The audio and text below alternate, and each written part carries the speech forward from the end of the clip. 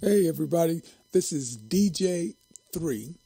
I am coming to you from the Lion's Den studio here in Dallas, Georgia. I just wanted to continue talking about the entire mixing process. The first thing I want to get out of the way is, if you notice, if you saw the first video, I did that in Pro Tools. But I am probably going to do all the rest of these in Propellerhead Reason. Reason is my DAW of choice. I do most of my work in it, and lately I've started the mastering process in Reason instead. I used to do it all in Pro Tools, but now I'm relying more and more on the tools that I use in Reason. I'm really trusting them in the final mix, and it seems to be working out quite well. So I just want to talk about EQ in the mastering process. Now, I use an EQ out of the rack shop called the Kaussa MP-5. I think that's the name of the company, it's Kaussa.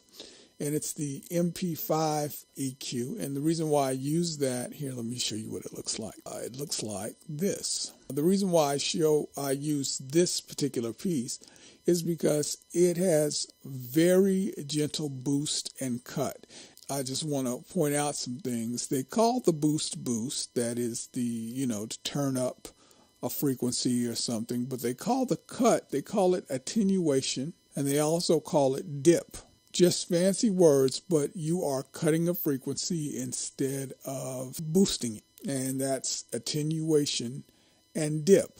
Now, the reason why I like to master with the MP5 is because many of the hardware pieces that I learned how to engineer on, Pultecs and, Manleys and stuff like that, most of their EQ curves have frequencies that I have to play around with. The Kaussa comes with the exact frequencies that I want to focus in on. And because of that, I don't have to use a boost attenuation scheme. I can either just boost or I can just cut it, and I don't have to estimate or guess or anything like that. So this MP5 works out really well for me. It's extremely gentle, and it is really difficult to mess up a sound with this. So what I want to do is I want to let you hear the track that we're working with. It's called It's Just the Dog in Me. It's a dance tune. I pretty much like the mix as it is, but I want to use this to show you what it is that I normally do. So here, take a listen. 5, 6, 7, 8.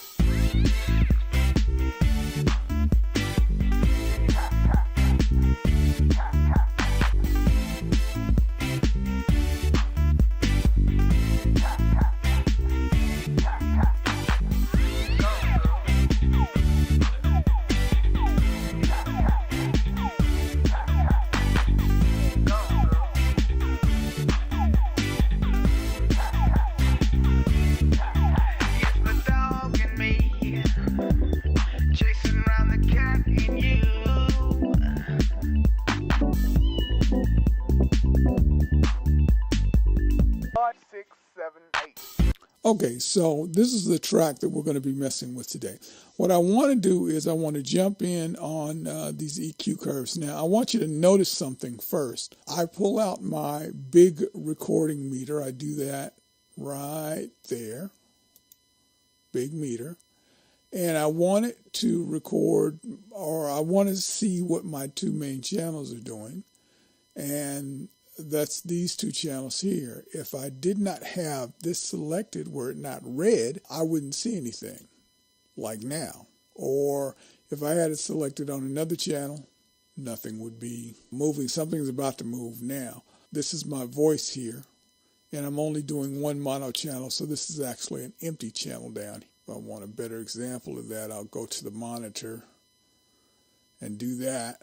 And so you don't even see that empty channel there. But we just want to do the main mix. And here, let me cut this on just to remind you.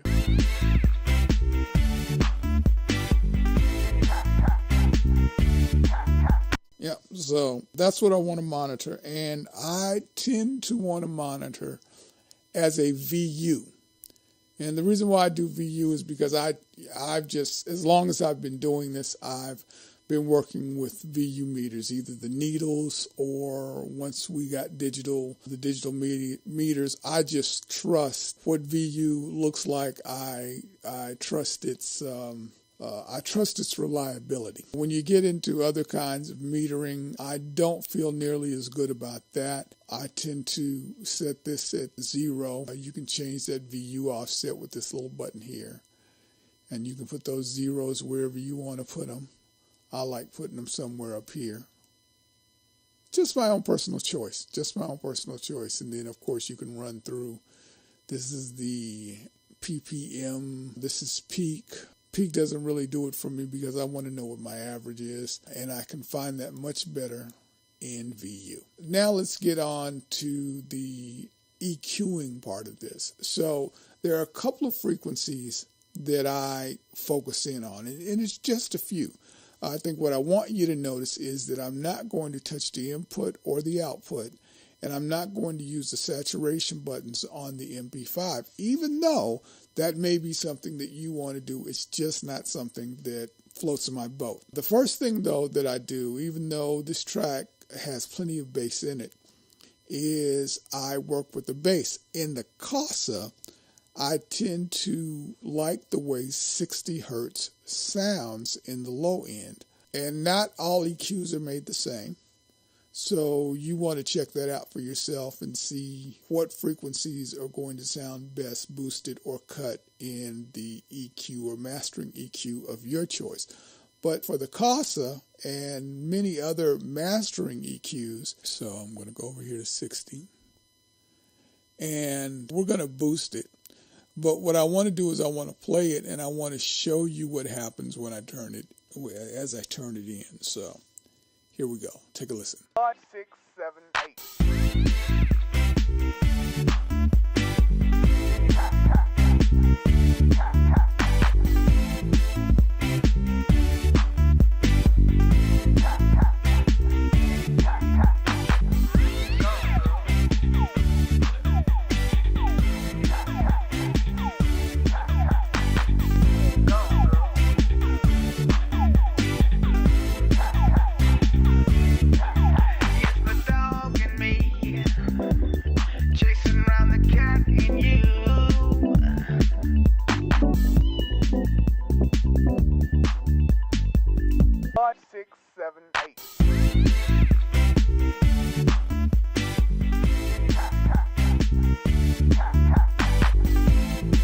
Okay, so I don't know how well you heard that, but that 60 hertz did not really make it go boom, boom, boom. It just merely added energy to the track. And different EQs are going to have different effects. So I want you to take a listen to that. If you're not adding energy and all you're doing is adding low end, you got to be real careful with that because boosting a frequency is adding gain in a certain place in the frequency. So you don't want to just add gain to your track. You really want to accentuate certain things in the track. So for me, 60 hertz is the energy of the song. The next thing I do, though, is I want the track to sparkle a little bit.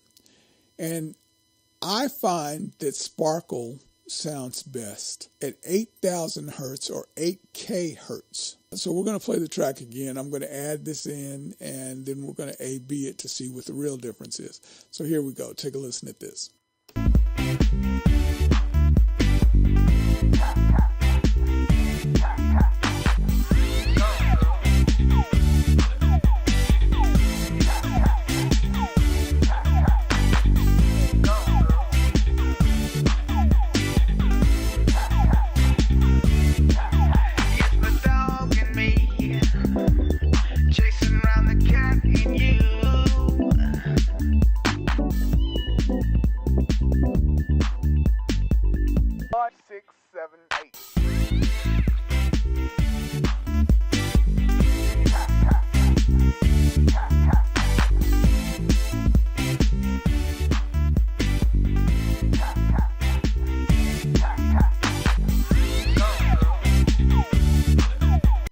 Okay, so as you can see, those two EQ curves, the boost at 60 and the boost at 8K, really just gave the track a feeling of a little more energy, while the volume ever so slightly was boosted. That's not what we really got out of it, because a lot of times we hear volume as better. You know, when the volume goes up, oh, it just sounds better because the volume went up.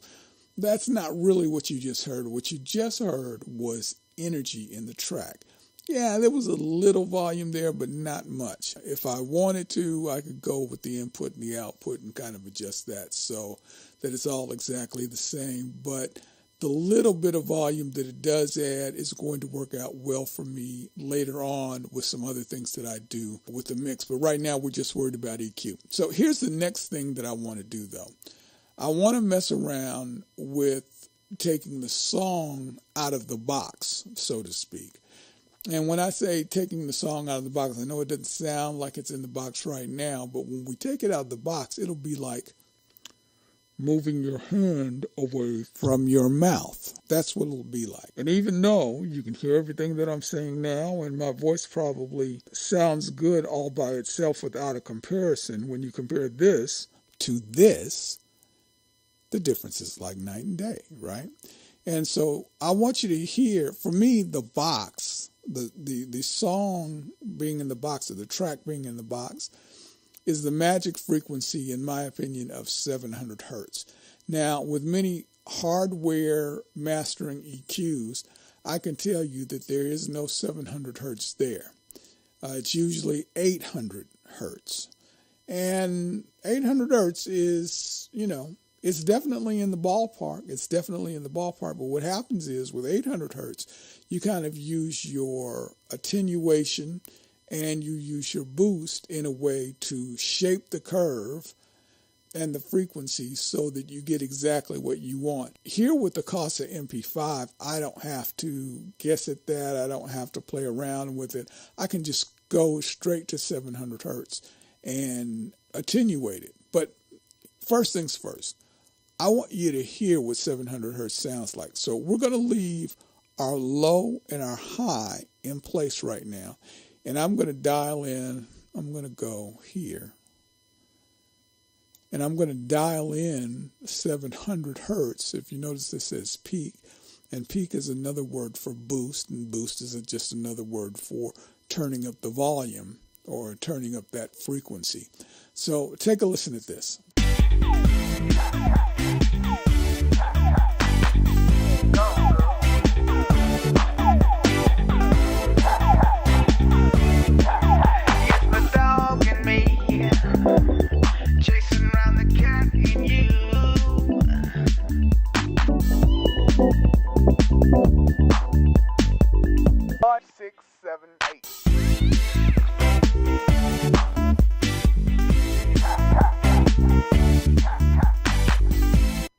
So comparatively speaking, once you've heard 700 hertz and then you take out 700 hertz, it almost sounds like the veil got lifted from the track. But what we're going to do is we're going to go over to a permanent area here, and we're going to find 700 hertz. There it is right there. And we're going to attenuate it. In this case, they're calling it dip. Dip is another name for attenuation. Attenuation is another name for cut, and cut is another name for turning the frequency down. I am probably going to take this up to about 6 or 7, but I don't know yet because I have to listen to see. Every track has its own amount of frequency that needs to be boosted or cut or attenuated. So let's see now. So we're at 700 hertz, right? And let's play the track.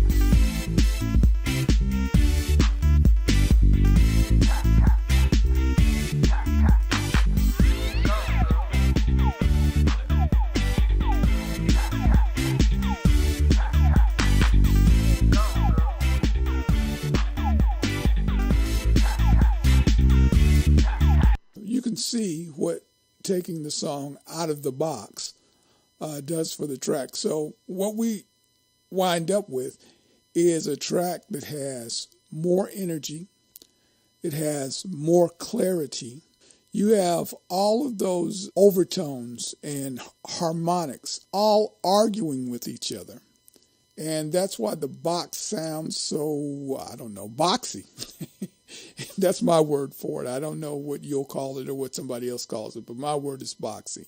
And so when we cut out the 700 hertz, we tend to take the song out of the box. Now, let me tell you, I could, while I'm mixing, mess with the box on each frequency. But then I'd be stuck with that sound. And I wouldn't be able to make a decision later about what I was going to do. And I don't like being stuck with anything.